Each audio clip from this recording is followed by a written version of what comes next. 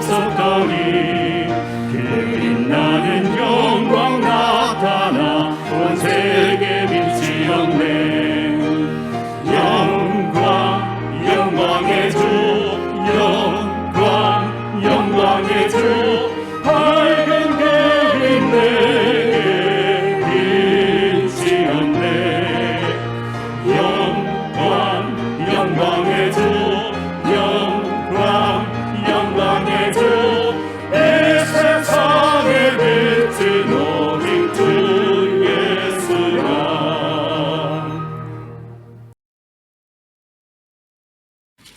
보아스가 성문에 올라가서 거기 앉았더니 마침 보아스의 말하던 기업 물을 자가 지나는지라.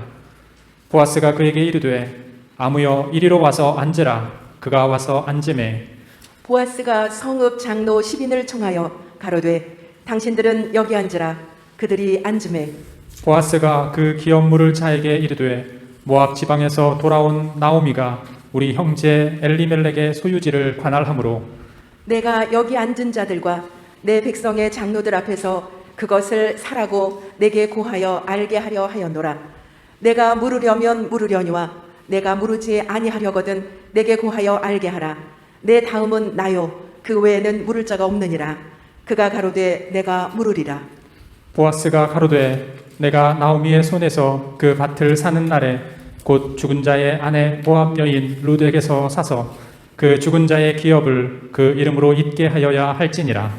그 기업 물을 자가 가로되 나는 내 기업에 손해가 있을까 하여 나를 위하여 물으지 못하노니 나의 물을 권리를 내가 취하라. 나는 물으지 못하겠노라. 옛적 이스라엘 중에 모든 것을 물으거나 교환하는 일을 확정하기 위하여 사람이 그 신을 벗어 그 이웃에게 주더니 이것이 이스라엘에 증명하는 전례가 된지라. 이에 그 기업 물을 자가 보아스에게 이르되 내가 너를 위하여 사라 하고 그 신을 벗는지라. 보아스가 장로들과 모든 백성에게 이르되 내가 엘리멜렉과 기럨과 말론에게 있던 모든 것을 나오미의 손에서 산 일에 너희가 오늘날 증인이 되었고 또 말론의 아내 모압 여인 룻을 사서 나의 아내로 취하고 그 죽은 자의 기업을 그 이름으로 잊게 하여 그 이름이 그 형제 중과 그곳 성문에서 끊어지지 않게 하매 너희가 오늘날 증인이 되었느니라. 오늘은 기업 물을 자 예수님, 이런 말씀의 제목으로 하나님 말씀 보도록 하겠습니다. 룻기서는 기업 물을 자 되신 우리 예수님을 예표하는 아주 매우 중요한 책입니다. 기업 물을 자가 된다는 게 어떤 의미인가 오늘 한번 자세히 보도록 하겠습니다. 자, 룻기 1장 1절 이제 한번 보겠습니다. 사사들이 치리하던 때에 그 땅에 흉년이 드니라. 유다 베들레헴의 한 사람이 그 아내와 두 아들을 데리고 모압 지방에 가서 우거하였는데. 예, 룻기의 배경이 바로 언제냐 하면 이 사사들의 치리하던 때라 이렇게 되어 있습니다. 그러니까 사사 시대 때 이 사건이 일어났다는 겁니다. 그 땅에 흉년이 되니라. 그러니까 룻기의 배경이 되는 이 사사 시대가 어떤 시대냐 하면 구약에 왕정이 들어서기 전에 사사 시대가 있었는데 그때는 도덕적으로 종교적으로 매우 타락한 그런 시대였습니다. 여기 사사기 21장 25절 사사기 마지막 절에 뭐라고 표현이 되느냐 25절을 이제 보겠습니다. 그때에 이스라엘에 왕이 없으므로 사람이 각각 그 소견에 옳은 대로 행하였더라. 예, 그때 이스라엘에 왕이 없으므로 사람이 각각 그 소견에 옳은 대로 행하였더라. 이 소견에 옳은 대로 행하였다는 것은 자기 마음대로 행했다는 뜻입니다. 자기 마음대로 하나님이 모세를 통해서 율법을 주셨지만 이 사사라고 하는 좀 불안정한 지도 체제라고도 할 수 있죠. 이런 체제 동안에는 뭔가 이렇게 권위를 갖고 나라를 이끌고 백성을 이끄는 사람이 없었습니다. 사사라고 하는 사람은 필요할 때 나타나서 전쟁을 하고 뭐 이런 사람이었어요. 그러니까 왕처럼 이렇게 견고하게 이스라엘 나라를 다스리는 그런 사람들이 아니었죠. 그러니까 이때는 뭔가 위에서 이스라엘 나라를 이끌어가는 사람이 없을 때니까 율법도 팽개치고 도덕도 팽개치고 마음대로 살았던 그런 시대라는 뜻입니다. 이 말씀이 또 앞에도 나갑니다. 17장을 한번 보시죠. 17장 6절을 이제 보겠습니다. 그때에는 이스라엘에 왕이 없으므로 사람마다 자기 소견에 옳은 대로 행하였더라. 여기도 나와 있잖아요. 그때는 이스라엘에 왕이 없으므로 사람마다 자기 소견에 옳은 대로 행하였더라. 소견에 옳은 대로 행한다는 게 좋은 게 아니고 자기 마음대로 살았다 이런 뜻이에요. 사사시대 때는 사람들이 자기 마음대로 살았던 때다 이렇게 보면 됩니다.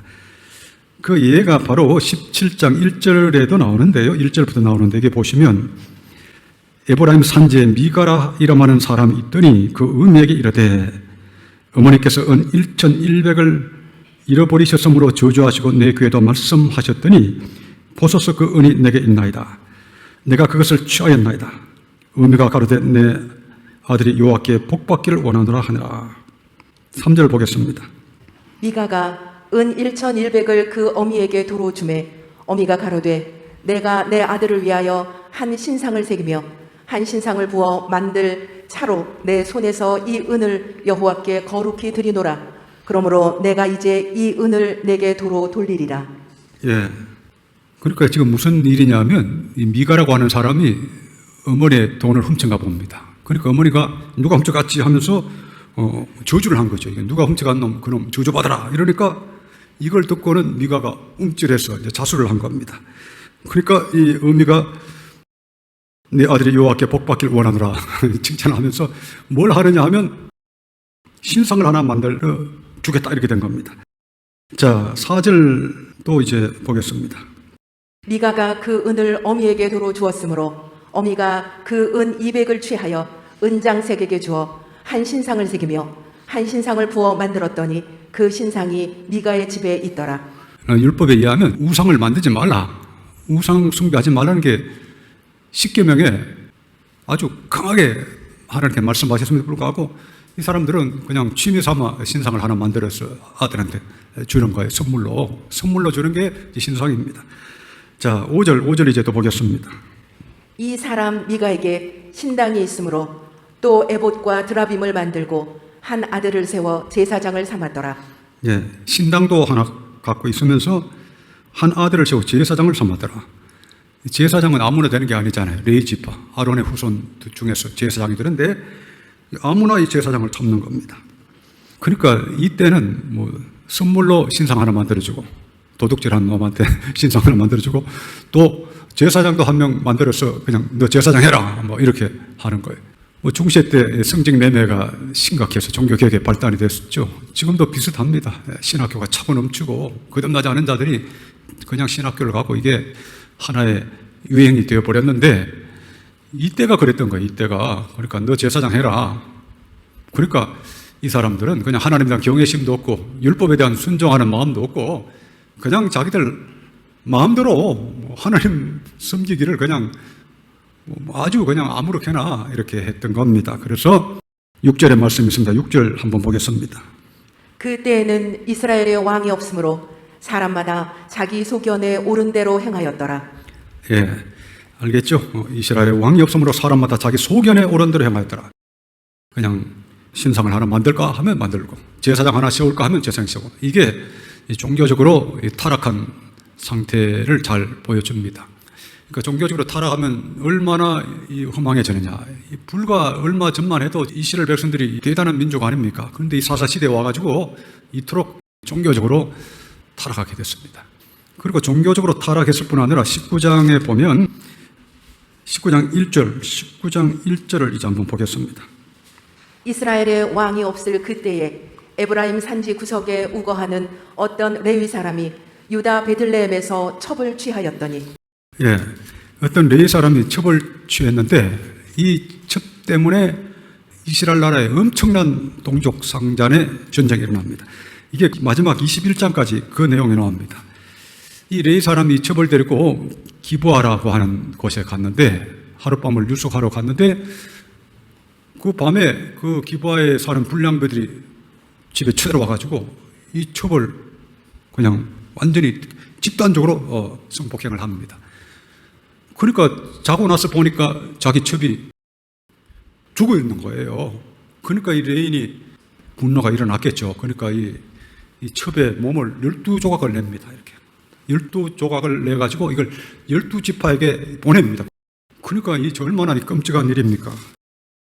19장 29절 30절 두 절을 보겠습니다.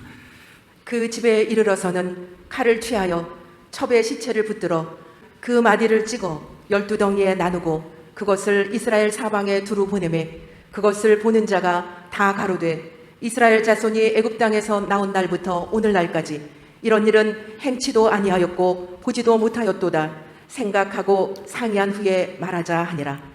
예, 얼마나 이 끔찍한 일입니까? 그래서 이 첩의 몸을 칼로 그냥 12덩이를 나눠버렸습니다. 그리고 12지파에 보냈는데 이 기브와 이 불량배들이 소속한 지파가 베냐민 지파예요. 그러니까 베냐민 지파 외에 이러한 지파가 막 공로를 한 겁니다. 어떻게 이런 일이 생길 수 있느냐 해가지고 화가 나가지고 베냐민 지파를 쳐 없애자 이래서 이러한 지파하고 베냐민 지파하고 전쟁을 하는데 엄청난 사상자가 납니다. 특별히 베냐민 지파에 거의 베냐민 지파가 멸절하다시피 하는 내용이 그 뒤에 계속해서 길게 그게 나옵니다. 그리고 이 사사기가 끝이 나는데요. 끝이 나면서 지금 하시는 말씀이 마지막 장 21장 25절 다시 한번 보겠습니다. 그때에 이스라엘에 왕이 없으므로 사람이 각각 그 소견에 옳은 대로 행하였더라. 각각 그 소견에 옳은 대로 행하였더라. 이건 뭐냐면 자기 마음대로 하고 싶은 대로 한 거죠. 레인이 첩을 가진 것도 자기 마음대로 한 것이고 기바의 불량배들이 나쁜 짓을 한 것도 자기 마음대로 한 것이고 모든 게 보면 이 사사기 내용을 자세히 보면 엉망진창입니다. 그래서 종교적으로도 타락하고 도덕적으로도 포악하고 잔인하고 그러니까 인간성을 상실한 그런 시대죠. 그런 때, 자 눕기가 그런 때라고 하는 겁니다. 그래서 눕기 1장 1절 보시면 사사들의 치리하던 때 그 땅에 흉년이 되니라. 흉년이라고 하는 것은 일반적으로 하나님께서 하나님 백성들이 하나님의 율법에 따라 행하지 않을 때 흉년을 보내실 것을 자주 말씀하시는데 아마 심판의 하나의 예가 아닌가 이렇게 볼 수가 있겠습니다. 그 땅에 흉년이 되니라. 유다 베들레헴에 한 사람이 그 아내와 두 아들을 데리고 모압 지방에 가서 의거하였는데 그러니까 흉년이 되니까 여기서 굶어 죽을 수 없다 해가지고 모압으로 이사를 갔습니다. 그 사람의 이름은 엘리멜렉이요 그 아내 이름은 나오미요. 엘리멜렉 이름은 좋습니다. 하나님은 왕이시다 이런 뜻이에요. 그 아내 이름은 나오미 나의 기쁨 이런 뜻입니다. 그 두 아들 이름은 말론과 기론이니 유다 베들레헴 에브라 사람이더라. 그들이 모압 지방에 들어가서 거기 유하더니 나오미의 남편 엘리멜렉이 죽고 나오미와 그 두 아들이 남았으며 그들은 모압 여자 중에서 아내를 취하였는데 하나의 이름은 오로바요 하나의 이름은 루시더라. 거기 가한 지 10년쯤에 말론과 기론 두 사람이 다 죽고 그 여인은 두 아들과 남편의 뒤에 남았더라. 말론이라는 이름이 병든 이런 이름의 뜻을 갖고 있습니다. 약골 이런 뜻이고 기론 쇠약한 낭비 이런 뜻을 갖고 있는데 어쨌든 말론과 기론이 여기서 그 엘리멜렉도 죽고 이제 아들들 나오미의 두 아들들도 죽고 이제는 며느리만 둘 남았습니다. 그래서 6절 보시면 그가 모압 지방에 있어서 여호와께서 자기 백성을 건고하사 그들에게 양식을 주셨다 함을 들었으므로 이에 두 자보와 함께 일어나 모압에서 돌아오려 하여 그러니까 이스라엘 땅에 이제 양식을 주셨다. 이제 흉년이 이제 거쳤다 이런 뜻이겠죠. 그래서 이제 다시 이스라엘 땅으로 가자. 베들레헴으로 가자. 이렇게 이제 생각하고 두 며느리와 같이 가는 중에 이 나오미가 보니까 이 두 며느리가 모압 여인이잖아요. 모압 여인. 그러니까 이 자기가 살던 고향을 놔두고 가면 또 여러 가지 고생도 있을 것 같기도 하고 또 그들의 의사를 물어야 되니까 너희들은 차라리 여기 있으라. 너희들은 지금 남편도 없고 자식도 없는데 나를 따라와가지고 무슨 낙이 있겠느냐. 내가 나이가 많아가지고 너희들 남편감을 만들어줄 수도 없다. 그러니까 너희들 가고 싶은 대로 가라. 그러니까 며느리 중에 한 명은 오로바라고 하는 며느리는 예 어머니 하면서 가버렸습니다. 그런데 이 룻은 모압 여인 룻은 참 성경에서 우리가 보게 되면 감동적인 고백을 나오미에게 합니다. 그 내용은 한번 볼까요? 자 15절 보시면 나오미가 또 가로되 보라 내 동서는 그 백성과 그 신에게로 돌아가나니 너도 동서를 따라 돌아가라. 16절 17절은 이제 보겠습니다. 룻이 가로되 나로 어머니를 떠나며 어머니를 따르지 말고 돌아가라 강권하지 마옵소서. 어머니께서 가시는 곳에 나도 가고 어머니께서 유숙하시는 곳에서 나도 유숙하겠나이다. 어머니의 백성이 나의 백성이 되고 어머니의 하나님이 나의 하나님이 되시리니 어머니께서 죽으시는 곳에서 나도 죽어 거기 장사될 것이라. 만일 내가 죽는 일 외에 어머니와 떠나면 여호와께서 내게 벌을 내리시고 더 내리시기를 원하나이다. 예, 나오미가 룻의 자기와 함께 가기로 굳게 결심함을 보고 그에게 말하기를 그치나. 그 참 룻이 이방 여인, 모압 여인이지만 이 나오미를 따라서 생사 고락을 같이 할 것이라고 그렇게 굳게 나오미에게 이야기를 합니다.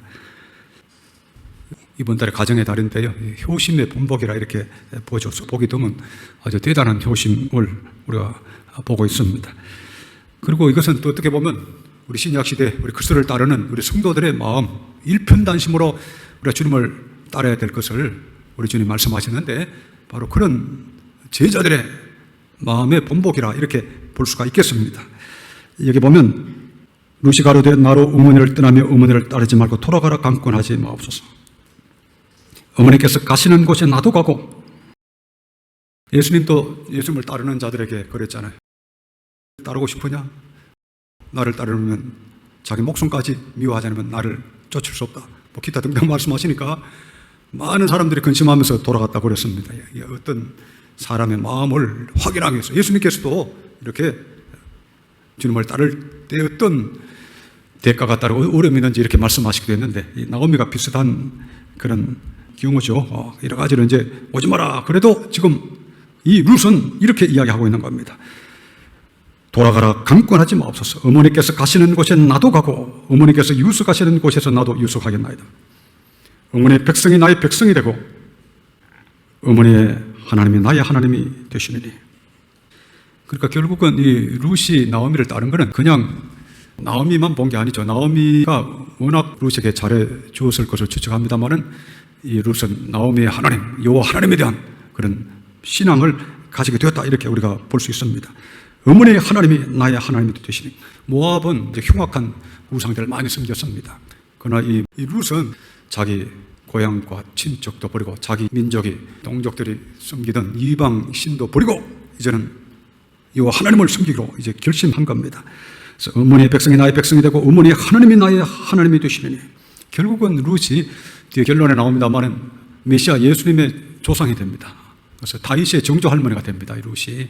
이 자녀가 없이 이렇게 모압 땅을 떠났던 이 룻이 다윗의 정조 할머니가 되면서 메시아의 조상이 됩니다. 그 좀 대단한 은혜를 받게 됩니다. 어머니께서 죽으시는 곳에서 나도 죽어 거기 장사될 것이라. 그 생사고를 같이 하겠다는 거죠. 만일 내가 죽는 일 외에 어머니와 떠나면 여호와께서 내게 벌을 내리시고 더 내리시기를 원하나이다. 얼마나 이 확고하게 나오미를 따라갈 것인가, 이걸 표현했습니까? 오늘도 우리가 주님을 따른다고 했을 때는 이 정도의 어떤 그 확고함이 있어야 됩니다. 우리 최근에 예는 예 아니면 아니요 뭐 이 말씀을 봤습니다만, 많은 사람들이 어영부영 이랬다 저랬다 따라가는 둥 마는 둥, 따라갈 듯 말 듯, 따라갔는 둥 말았던 둥, 뭐 이런 식으로 흔들흔들하는 사람들 많죠. 예수님께서 말씀하시기를 누구든지 쟁기를 잡고 뒤돌아보는 자는 하나님 나라에 합당치 않다, 이렇게 말씀하셨잖아요. 그러니까 적어도 룻의 고백 정도의 단호한 마음이 있어야 되죠. 사람과의 관계도 마찬가지예요. 사람과의 관계도 분명해야죠. 거짓 없는 사랑으로 사랑해라 했을 때 확고해야 되는데 오늘날은 거짓이 많죠. 이랬다 저랬다 이랬다 저랬다. 룻은 모압 여인이지만 이와 같이 아주 순전한 마음, 확고한 마음을 가졌습니다. 사사시대라고 하는 이 암울하고 폐역한 시대에도 이와 같이 하나님께서는 빛나는 사람들을 이렇게 예비해 주셨습니다. 지금의 말세지만 사사시대보다 더 종교적으로 도덕적으로 암울하고 타락한 시대지만 하나님께서 기뻐하시면 이와 같이 룻과 같은, 또 나오미, 또 뒤에 보아스도 나옵니다만은 이 룻기에 나오는 주요 등장인물들은 전부 다 아름다운 성품을 가진 사람들입니다. 이 폐역한 말세라도 하나님이 택자들은 남겨주신다는 걸 잘 알아야 되겠습니다. 그래서 이 룻이 나오미를 따라가지고 베들레헴에 왔습니다. 베들레헴에 오니까 먹을 게 없잖아요. 워낙 가난하죠. 그러니까 이제 이삭을 주러 나갔는데 이삭을 주러 간 그 밭의 주인이 누구냐 하면 보아스예요. 보아스는 유력한 사람이라고 그럽니다. 자, 2장 1절 한번 보겠습니다. 나오미의 남편 엘리멜렉의 친족 중 유력한 자가 있으니 이름은 보아스더라. 마침 이 보아스의 그 밭에 가서 이삭을 주었습니다.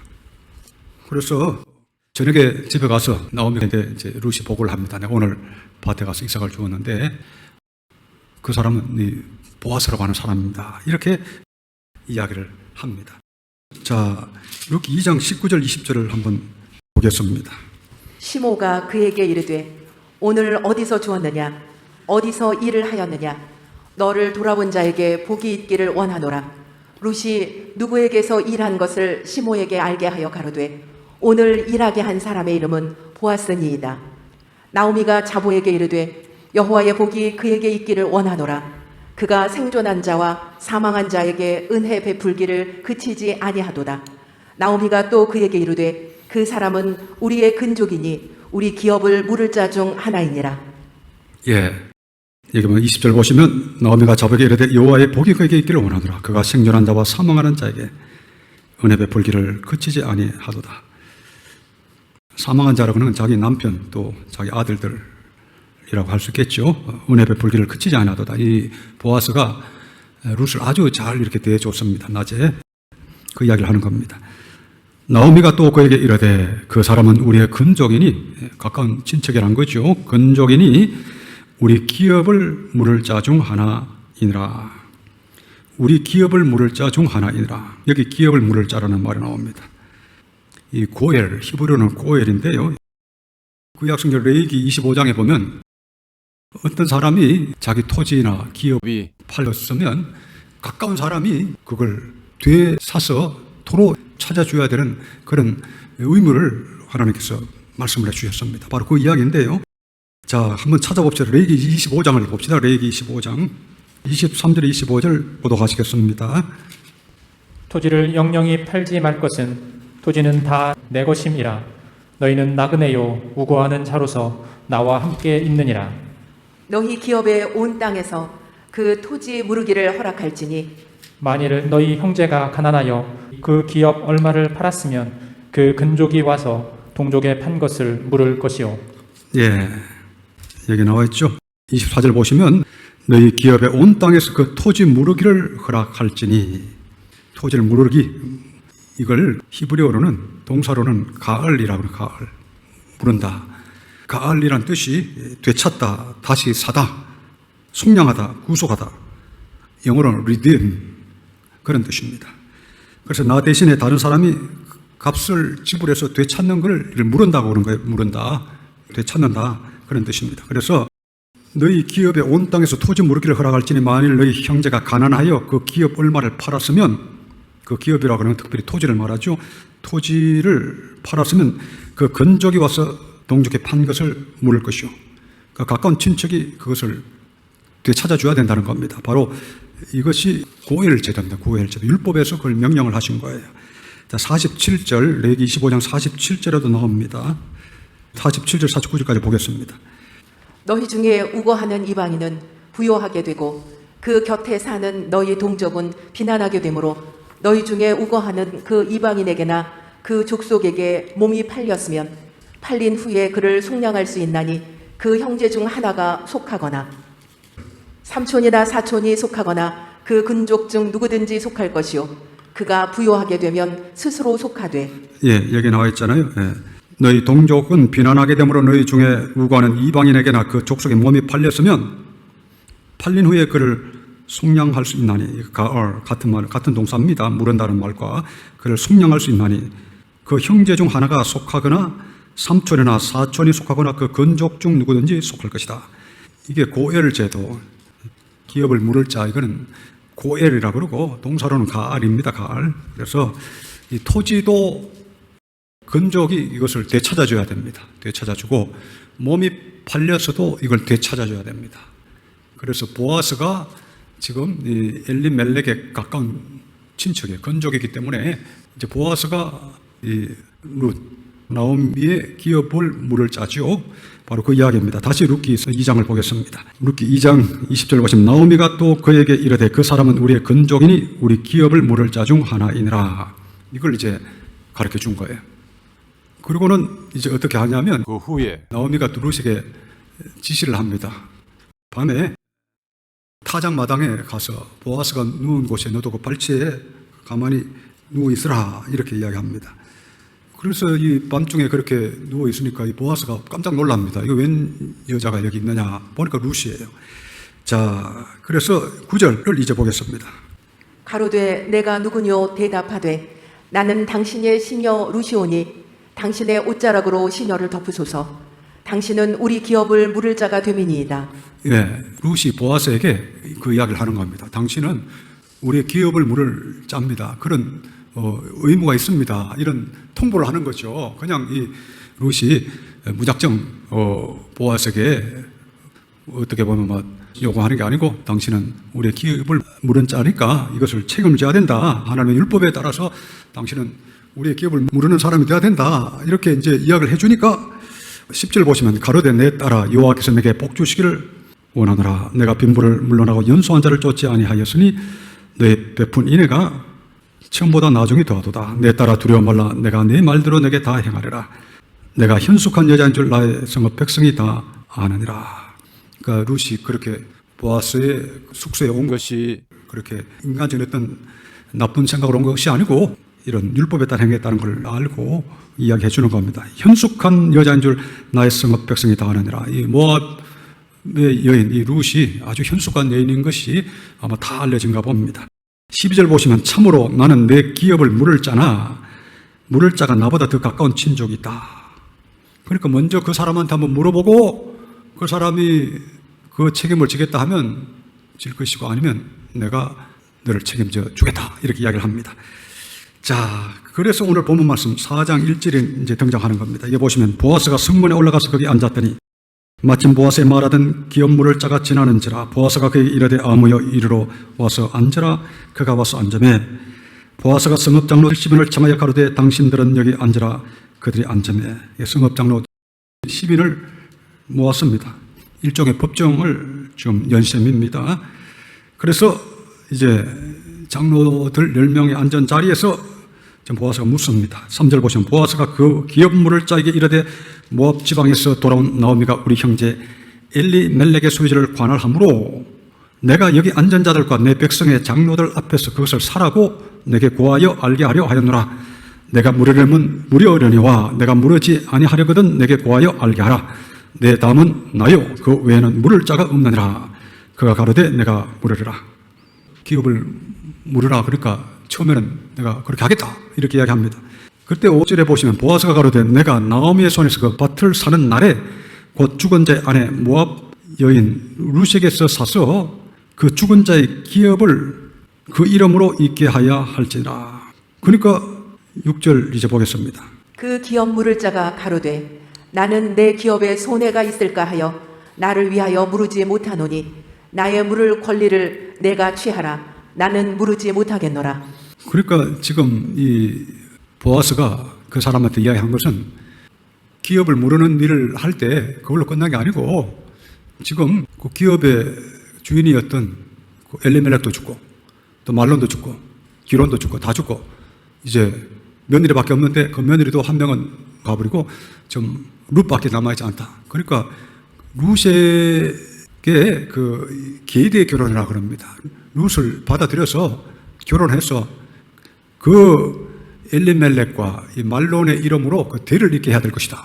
그렇게 이야기하는 겁니다. 그 이름으로 이 밭을 계속 유지되게끔 그렇게 해야 된다.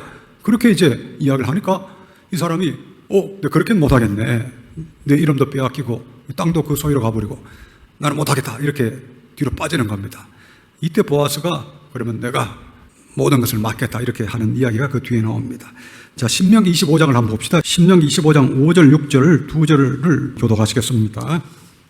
형제가 동거하는데 그중 하나가 죽고 아들이 없거든 그 죽은 자의 아내는 나가서 타인에게 시집가지 말 것이요 그 남편의 형제가 그에게로 들어가서 그를 취하여 아내를 삼아 그의 남편의 형제 된 의무를 그에게 다 행할 것이요 그 여인의 낳은 첫 아들로 그 죽은 형제의 후사를 잇게 하여 그 이름을 이스라엘 중에서 끊어지지 않게 할 것이니라.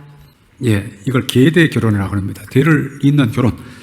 예를 들면 어떤 사람이 아들이 없이 죽어버리면 그 과부된 사람은 타인에게 시집가서는 안 된다는 겁니다. 이게 그 율법이에요, 율법. 타인에게 시집가서는 안 되고 남편의 형제가 그 과부와 결혼해서 어떻게 하느냐. 6절 보시면 그 여인의 낳은 첫 아들로 그 죽은 형제 후사를 잇게 하여 그 이름을 이스라엘 중에서 끊어지지 않게 할 것이다. 이게 참 율법에 말씀하신 계대 결혼을 하고 특별한 계명이죠. 그러니까 지금 보아스가 그 남자에게 이런 이야기를 한 겁니다. 지금 이 집안은 대가 끊어졌다. 그러니까 내가 룻과 결혼해서 대를 잇고 그 땅도 내가 되찾아주고 그렇게 해라. 이러니까 나는 못하겠다 하고 이제 빠져버리는 겁니다. 다시 룻기를 보겠습니다. 룻기 4장 7절 보면 옛적 이스라엘 중에 모든 것을 모르거나 교환하는 일을 확정하기 위하여 사람이 그 신을 벗어 이웃에게 주더니 이것이 이스라엘에 증명하는 전례가 된지라. 이에 그 기업 물을 자가 보아스에게 이르되 내가 너를 위하여 사라 하고 그 신을 벗는지라. 요즘은 땅을 이렇게 매매하면 매매 정서를 작성하잖아요. 이때는 그렇게 하지 않고 그냥 신을 벗어서 주는 걸로 그렇게 매매가 성사가 된 겁니다. 자, 그러니까 이제 9절 10절이 중요합니다. 9절 10절 한번 보겠습니다. 보아스가 장로들과 모든 백성에게 이르되 내가 엘리멜렉과 기럨과 말론에게 있던 모든 것을 나오미의 손에서 산 일에 너희가 오늘날 증인이 되었고 또 말론의 아내 모압 여인 룻을 사서 나의 아내로 취하고 그 죽은 자의 기업을 그 이름으로 잇게 하여 그 이름이 그 형제 중과 그곳 성문에서 끊어지지 않게 하며 너희가 오늘날 증인이 되었느니라. 예, 그러니까 증인이 됐다. 예, 법정의 효력을 가지게 됐다는 거죠. 보아스가 장로들과 모든 백성이 이르되 내가 엘리멜렉과 기럨과 말론에게 있던 모든 것을 나오미의 손에서 산 일에 내가 오늘날 증인이 되었고, 그렇죠. 또 말론의 아내 모압 여인 룻을 사서 나의 아내로 취하고 그 죽은 자의 기업을 그 이름으로 잇게 하여 그 이름이 그 형제 중과 그곳 승문에서 끊어지지 않게 하며 내가 오늘날 증인이 되었느니라. 그러니까 이 두 가지 일을 다 한 거죠. 땅도 찾아주고 끊어진 대도 이어주고. 이 보아스가 이 일을 지금 하겠다는 것을 장로들 앞에 또 사람들 앞에 공포하고 있는 겁니다. 결국은 이렇게 해서 룻이 보아스는 유력한 자입니다. 그 땅에 아주 부자기도 하고 유력한 자, 또 성품도 좋은 사람, 이렇게 결혼을 해서 아들을 낳았는데 그 아들의 이름이 오벳이에요. 오벳인데 이 오벳이 누구냐 하면 17절 한번 보시기 바랍니다. 그 이웃 여인들이 그에게 이름을 주되 나오미가 아들을 낳았다 하여 그 이름을 오벳이라 하였는데 그는 다윗의 아비인 이새의 아비였더라. 예, 오벳은 그러면 누굽니까? 다윗의 할아버지죠. 할아버지. 그리고 룻은 정조 할머니가 된 거죠. 그 다윗의 아비인 이새의 아비였더라. 18절 보시면 베레스의 세계는 이러하니라. 베레스는 히스론을 낳고 히스론은 람을 낳았고 람은 암미나답을 낳았고 암미나답은 나손을 낳았고 나손은 살몬을 낳았고 살몬은 보아스를 낳았고 보아스는 오벳을 낳았고 오벳은 이새를 낳았고 이새는 다윗을 낳았더라. 그래서 이렇게 해서 이 다윗의 가계가 이렇게 룻기에 자세하게 등장합니다. 그래서 룻기는 단순한 한 가정에서 일어난 아름다운 사랑의 이야기가 아니고 이 메시아의 가문이 어떻게 형성되느냐, 이 어둡고 암울한 사사시대에 하나님께서 메시아의 가문을 어떻게 이끌어 가시느냐 하는 것을 잘 보여주고 있는 겁니다. 그래서 이 뒤에서부터는 이제 사무엘서가 나오는데요. 이제 다윗 왕조, 메시아의 조상이 되는 이 다윗 왕조가 어떻게 시작되는가, 그것을 이제 아주 자세하게 사무엘서 또 열왕기서 역대기 상하에 보면 다윗 왕조에 대한 이야기가 계속해서 나오고, 그리고 마태복음 1장에 보면 어떤 기록이 있느냐, 마태복음 1장을 한번 보시길 바랍니다. 마태복음 1장, 우리가 그냥 넘겼던 이 마태복음 1장이 대단한 내용을 갖고 있습니다. 자, 마태복음 1장 1절 보시면 아브라함과 다윗의 자손 예수 그리스도의 시작이라. 아브라함이 이삭을 낳고 이삭은 야곱을 낳고 야곱은 유다와 그 형제를 낳고. 3절에서 6절까지 교독하시기 바랍니다.